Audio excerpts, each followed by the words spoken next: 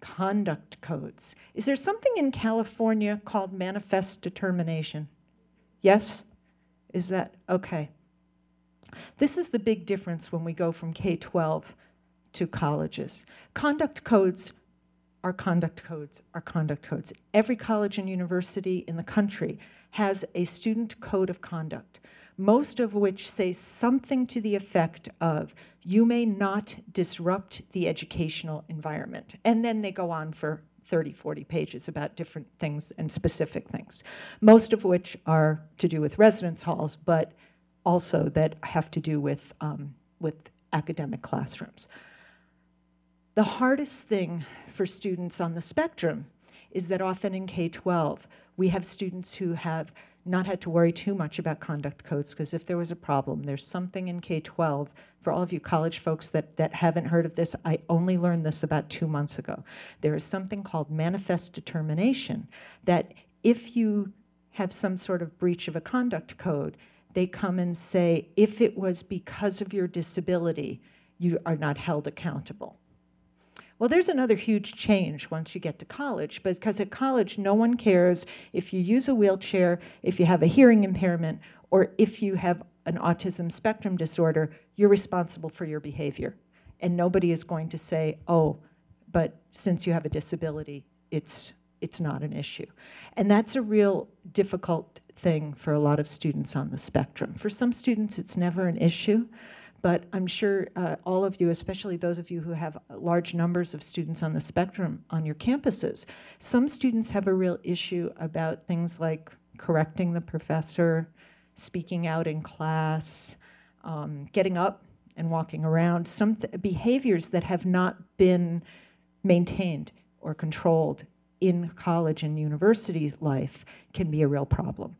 And all of that is held very strictly at colleges, and often people in disability services try and advocate for the student, and yet that's all we can do is really advocate. So conduct codes are strictly enforced, and standards are not subject to accommodation.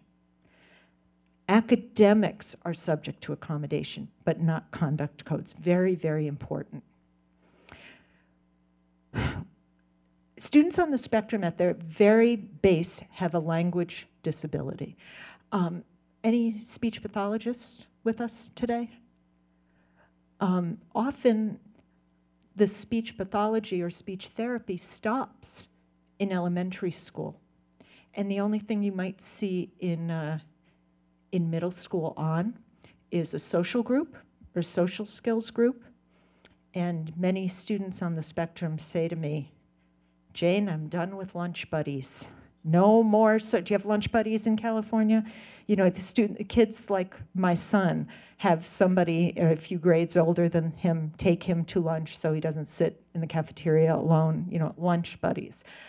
Our college students often say, I'm done with lunch buddies. Don't be telling me about any social skills group because I won't be showing up for that. And I don't blame them. That's not something that is fun or that people want to do. Those kinds of things that our students often have some difficulty with, getting the gist of things, observing cues, or sarcasm, jokes, or what some of our students do. Sorry, Annette. That's personal space bubble that students sometimes don't take to, and you know, and thanks to Seinfeld, people will just say, oh, you mean the guy who's a close talker? You know, remember the Seinfeld episode? Yeah, unfortunately that has rubbed off too. Those kinds of things for students, it's not only important, we think, oh gosh, well, you know, we're just not going to deal with it. Hopefully some people will just be understanding. How does that get along in the workplace?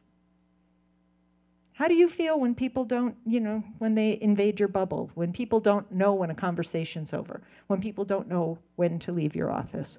Those are the kinds of things I think, I was telling people at dinner last night, on my campus, many people call me Frank. And it's because I am very, as they say Frank is my first name and Kurt is my middle name. But and I say it's really from the lifestyle that I lead. You know, I need to interpret things for my son.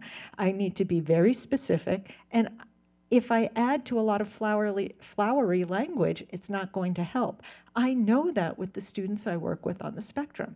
Unless I am very curt and frank, I'm not going to get my point across in the way that I need to. And that is really important.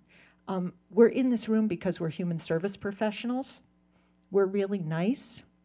I sort of straddle that border. I work at a law school, sorry, not always the human service professional. And you really have to be direct, frank, and use language like, when you stand that close to me, it makes me very uncomfortable. You need to take a step back. And the students might not agree, but when we do what we live to accommodate. When somebody stands that close, we take a step back. And we don't want to say anything because we really don't want to offend. When we don't offend, we don't teach. Students are then going to take that and carry it into the next level. If that's employment, how are you going to feel when you're interviewing someone and they walk in and they pull their chair right up here? I'm going to be really uncomfortable and probably push back, or I'm going to say to the person, why are you practically sitting in my lap? And that's not going to bode well for an interview. We have to not be so nice. We need to use teaching at any moment we can. We'll talk more about the language disability, but we need to remember that when we're working with students on the spectrum, we have to think about language as much as possible. Let me use a good example just because it makes a picture in your mind that I'd like you to hold on to. My son was about 4 or 5 years old. And if you have kids, you know how they do what I call shopping at the refrigerator? They're hungry. They stay there. The door's open. He's at the refrigerator, and I'm saying, Max, close the door. I get nothing. Max, you need to close the door.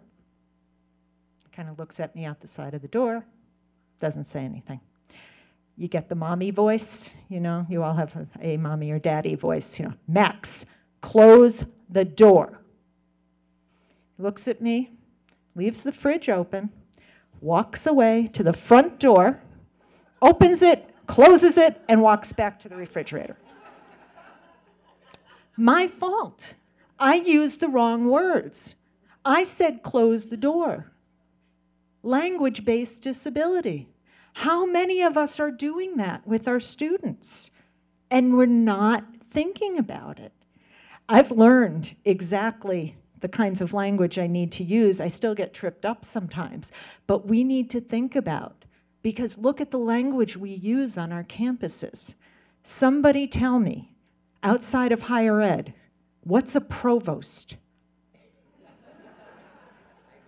Exactly. What's a bursar? When people come on our campuses, we're using language that not everyone understands. Okay, you got to see the bursar. You're going to have to get the assistant provost to sign this form, and then we do this all the time. This language doesn't make sense, and we're working with people who at their very base have a language disability. It's essential to make sure we're communicating correctly. So let's think about these 3 issues. We've got academic, we've got the behavioral, and we've got co-curricular. We like to put it on a matrix to really look at what the issue is and how it's going to play out on campus and what kind of work we need. I would suggest that if you're having some real problems or real challenges for students as to how to make accommodation, I'd suggest you use this matrix and really think through. It doesn't take very long, but jot in the boxes. What are the issues you're really looking at? It can make a big difference in your accommodations. Because if you're looking at an interpersonal issue that's getting in the way of academics, that's like group work. We're going to talk about that for a minute. That's very different than an interpersonal issue that's getting in the way of co-curricular. Our student at the Ohio College in the Japanese course was having an interpersonal academic issue. Our student in the social group that was talked about in the back is an interpersonal issue, co-curricular. Very different, and you might accommodate very differently, but this can really help you sort out those issues. So let's talk about groups for a minute. Is anybody having trouble in groups with their students on the spectrum? Increasingly,